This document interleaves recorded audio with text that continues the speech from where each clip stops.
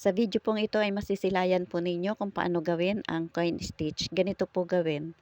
Ayan, sa una po may makikita po kayong drawing na bilog, ang inner at ang outer na bilog, tapos sa gitna po yung pinakasentro.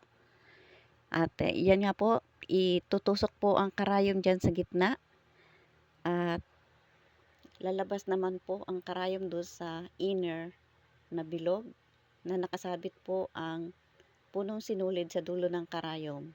At pag itinusok naman din po sa outer, ay isasabit lamang po ang punong sinulid doon sa dulo ng karayom at hihigitin. Ayan, ganyan po ang paggawa ng coin stitch.